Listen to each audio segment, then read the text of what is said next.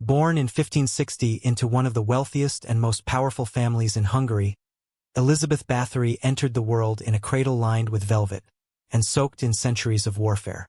Her uncles were warlords, her cousins bishops, and her family ruled with iron and coin over thousands of serfs. But beneath the polished floorboards of Cactus Castle, something darker stirred. From a young age, Elisabeth exhibited symptoms that would send shivers down the spine of any modern psychologist. Seizures, violent outbursts, and a disturbing fascination with pain. At just 10 years old, she was betrothed to Ferenc Nadasdy, a nobleman known as the Black Knight for his battlefield savagery. It was a match made in hell. Before her teenage years ended, Elisabeth had witnessed more torture than most see in a lifetime. When she moved into her husband's castle, the transformation began. Ferenc taught her disciplined techniques to use on servants, piercing needles under fingernails, rubbing honey on naked bodies to be devoured by ants, and more. And Elisabeth learned quickly, perhaps too quickly. What no one knew was that her cruelty would eventually outpace her husband's. And when he died of illness in 1604, she would no longer have to hide behind his name. She would become legend, or nightmare. When Ferenc Nadasdy died in 1604, most assumed his terrifying legacy would fade with him. What no one realized was that his widow, now the reigning Lady of Cactus, had inherited far more than land and titles. She had inherited freedom, and with it the mask slipped. For a brief time, Elisabeth maintained the appearance of a grieving noblewoman. She wore black, held masses for her husband, and received endless condolences from Hungary's elite. But behind closed doors, her mourning was experimental. She expanded the punishment chamber beneath the castle, hired healers who doubled as herbalists, alchemists, and possibly something worse. And her taste for blood, figuratively at first, became literal.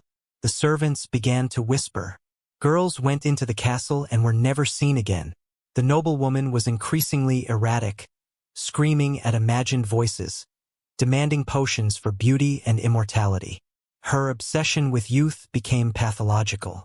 She would smear animal blood on her skin, bathe in herbs, but it wasn't enough. Then, according to later testimonies, came the incident that changed everything. A servant girl accidentally tugged Elisabeth's hair while brushing it. In a fury, the Countess struck the girl so hard that blood splashed across her hand. Elisabeth watched, mesmerized, as the crimson smear seemed to make her skin glow. Whether myth or madness, something clicked. She no longer wanted beauty. She wanted to consume it. From that moment, Cactus Castle became a tomb for young women. Dozens were hired, lured, or taken, never to leave again. Every villain needs enablers. And Élisabeth Báthory, now fully in the grip of madness and obsession, found hers in the form of a most unusual entourage. Far from operating alone, the Countess gathered a cadre of trusted accomplices, each one handpicked for their loyalty, cruelty, or desperation. There was Dorothea Sentes, a former wet nurse turned sadistic housekeeper, Alona Joe, the cold-eyed servant who never blinked at blood, and the wild-eyed peasant boy Janos Ujeri, known simply as Fixco, whose warped sense of humor found joy in torture. And then there was Anna Darvulia, a shadowy figure described by locals as a witch, healer, or sorceress depending on who you asked. She was rumored to whisper dark prayers in Latin and claimed she could summon youth through blood rituals. She didn't just stoke the Countess's fire, she poured oil into it. Together, this motley court constructed a private theater of horror. In the dead of night, villagers heard muffled screams drifting from the castle walls. Girls were lured under the guise of employment or noble training, promised lace dresses and fine shoes, and ended up chained in cellars. They were pricked, cut, starved, beaten. Some were drained and bled into basins. Others were sewn into freezing dresses wet with icy water and left outside to die. Elisabeth kept a ledger, not for guilt but for pride. She called it inventory. As the number of victims grew, some say into the hundreds, the Countess no longer tried to hide it. She laughed at accusations, knowing no peasant's cry could stand against her titles. After all, who would believe poor girls over the richest woman in Hungary? Beneath Cactus Castle, past the wine cellars and stone armories, lay a place whispered about in taverns and never named aloud. It was not on any blueprint. No noble guest was ever shown the way. And yet, it existed cold, damp, and echoing with forgotten screams. The torture chamber. Stone walls wept with moisture.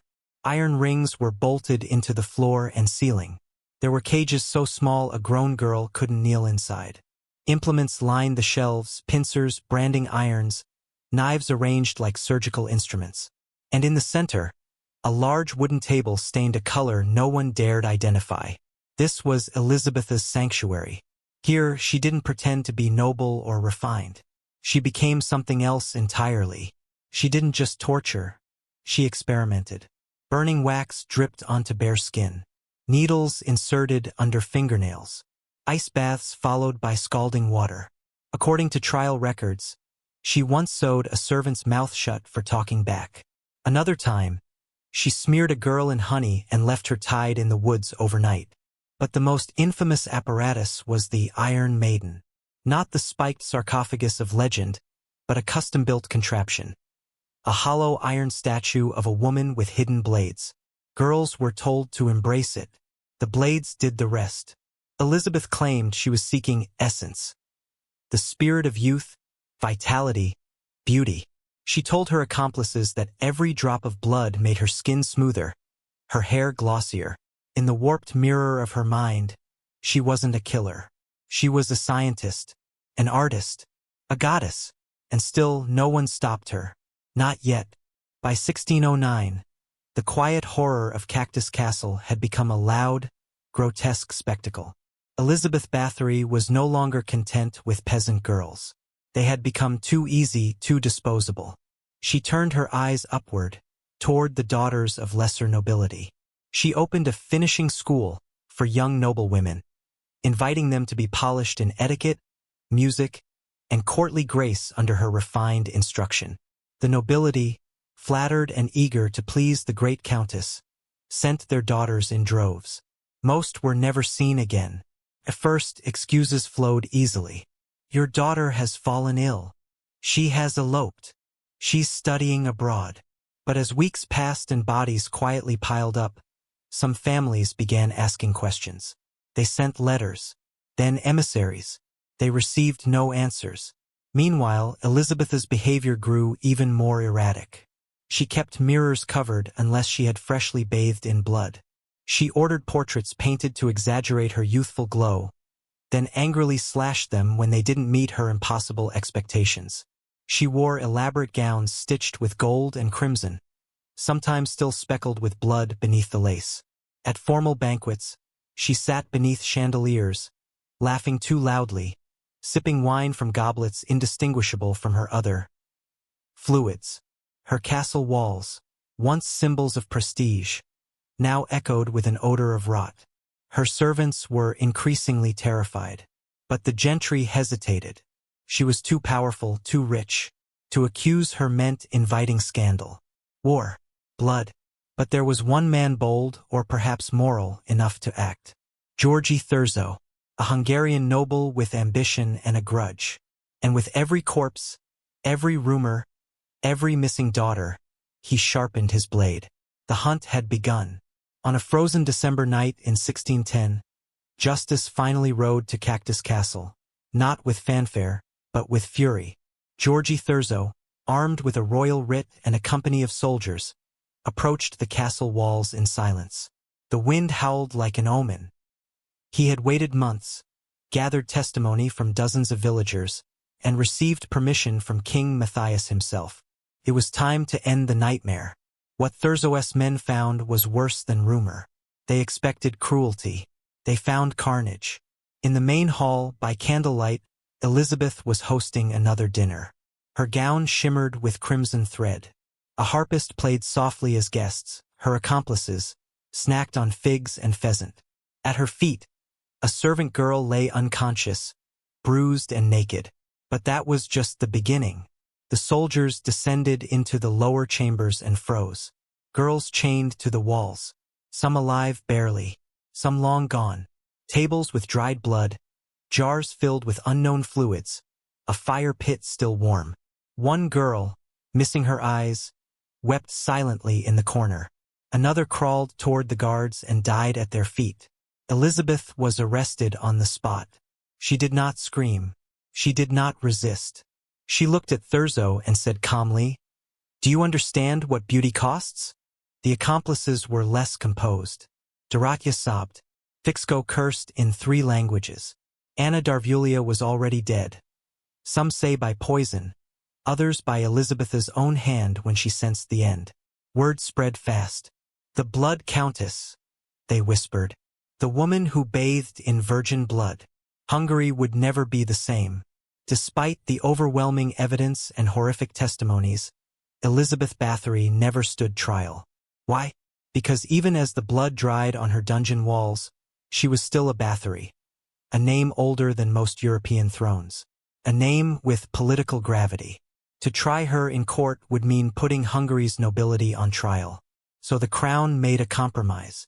Her accomplices would be sacrificed. She would be contained. Dorothea Sentes and Ilona Jo were tortured and executed. Fixco, barely coherent under interrogation, was beheaded and burned. Their confessions, extracted through unimaginable pain, numbered the victims at over 600. 600. But Elisabeth? She was quietly sealed inside her own castle. Not a prison cell, no, that would imply official guilt. Instead, her bedroom became her tomb. Bricked in. No door. Just a slot for food and waste.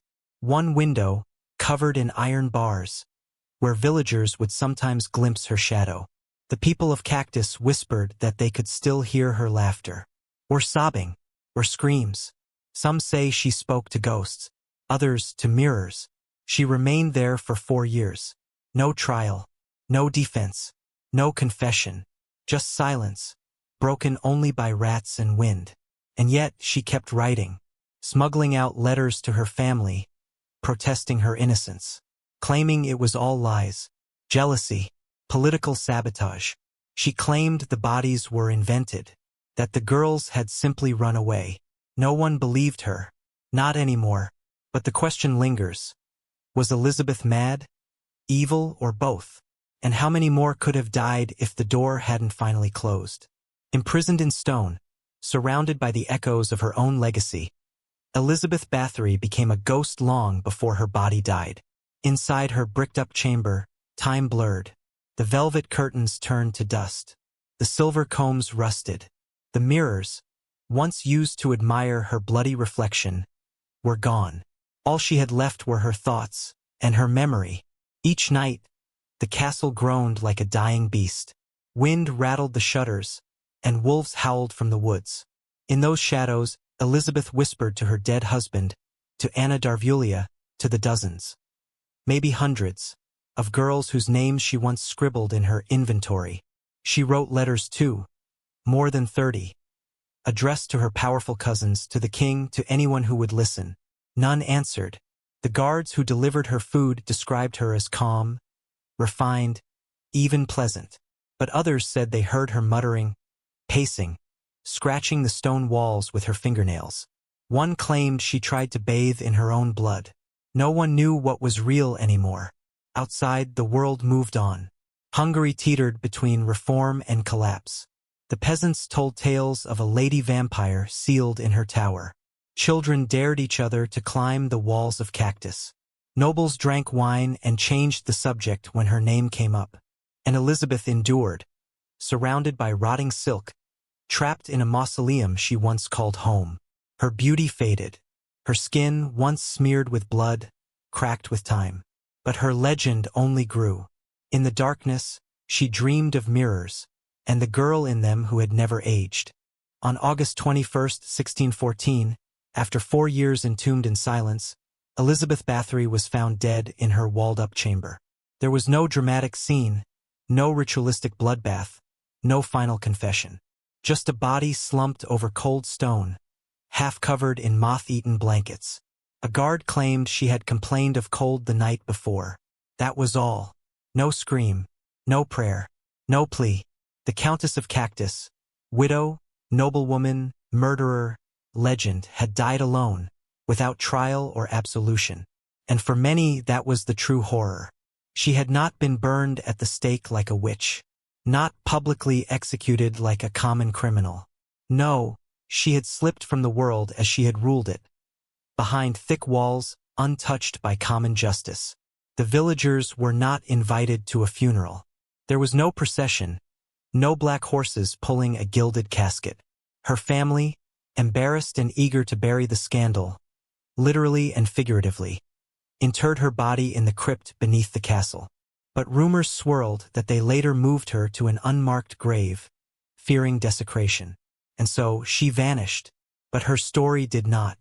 In the decades that followed, Élisabeth Báthory became myth, a vampire countess who drank the blood of virgins to preserve her youth. Her crimes, documented by over 300 witnesses, twisted into Gothic lore. Novels, plays, and horror films would reimagine her as supernatural, as if the truth weren't terrible enough. But the reality remains far more disturbing.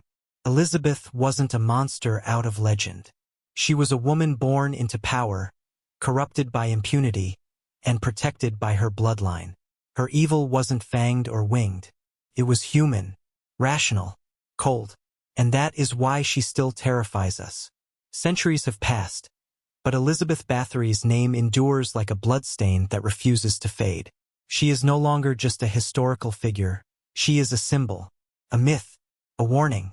The facts are clear. At least 80 confirmed victims, possibly hundreds more.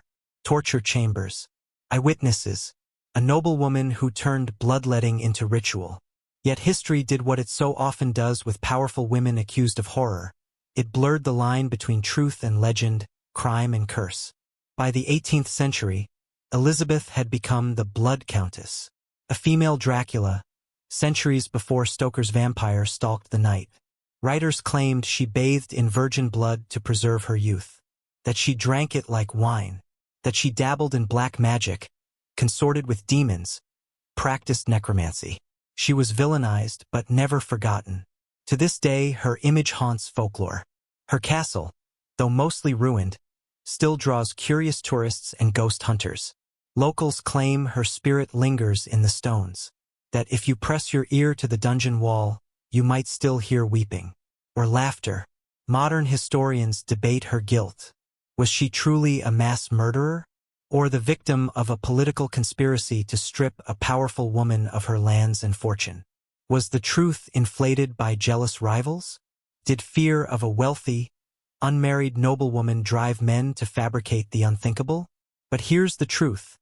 Even if half the accusations were false, the other half remain unspeakable. Élisabeth Báthory never aged into obscurity. She lives on in nightmares, in horror films, in books with blood-red covers. She is taught in history classes beside Vlad the Impaler and Caligula. And unlike her victims, she will never be forgotten, because some monsters don't need fangs or wings. Some wear pearls and speak Latin.